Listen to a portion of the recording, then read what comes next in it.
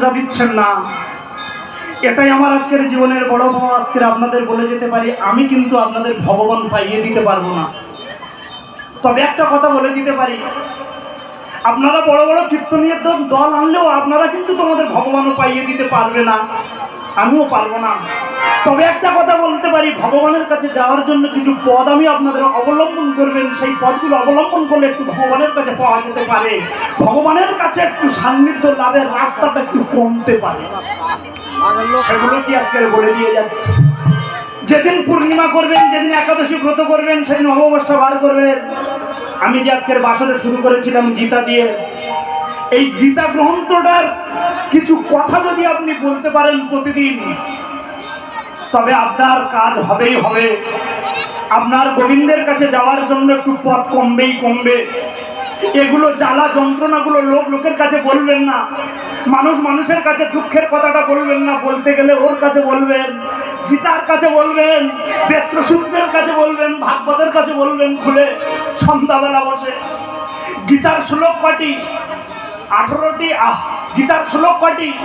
700 শ্লোকে গীতা। সেই 700 শ্লোক গীতা বলে কোনো বৌদি ভাই পারবে না, কোনো মা পারবে না ধর্ম অর্জন করতে। গীতার শ্লোক কটি?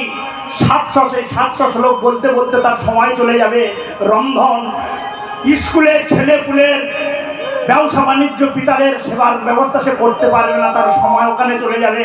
কিন্তু সংসার তোমাকে করতে হবে, বাদ দাও। গীতার 18টি অধ্যায় আছে, ওই 18টি অধ্যায় বলবেন, সেটাও যদি না পারেন, গীতার 2টি শ্লোক আপনারা বলবেন দিন অন্তে একবার। আপনাদের অবশ্যই গোবিন্দের কাছে যাওয়ার পথটা কমবে, মানে কাছাকাছি যেতে পারবে। সেই গীতার শ্লোক কি? গীতার প্রথম পৃষ্ঠাটা খুললেন, আজকে জানিয়ে দিয়ে যাচ্ছি, আপন ভজন কথা না কইও না যথা কথা। তাই আজকের ভজনের কথাটা বলে যাচ্ছি, আপনাদের বড় ভালোবেসে ফেলেছি, বড় ভালোবাসা আপনারা দিয়েছেন, তাই আমি আপনাদের ভালোবাসা দিলাম।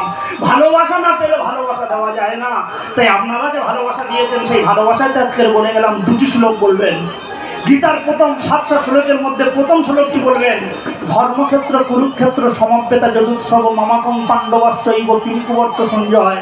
আর লাস্টের শ্লোকটা যেটা অর্জুন বলেছিল কৃষ্ণের কাছে, যত্র যজ্ঞেশ্বর কৃষ্ণ যত্র পার্থ ধনুধর তত্র শিবরিজয় গতি ধ্রুবা নীতি মূর্তি মম অঙ্গিতা অঙ্গিতা অঙ্গিতা।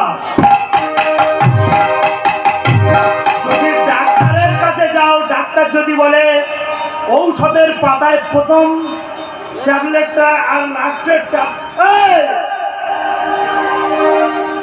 পড়াশোনা তোরা বাদি করিস না। যে ছেলে মেয়ে একটু বাড়িতে পড়াশোনা করে, তার বাবা মা যদি টিভি সিরিয়াল দেখে, পরীক্ষায় পাস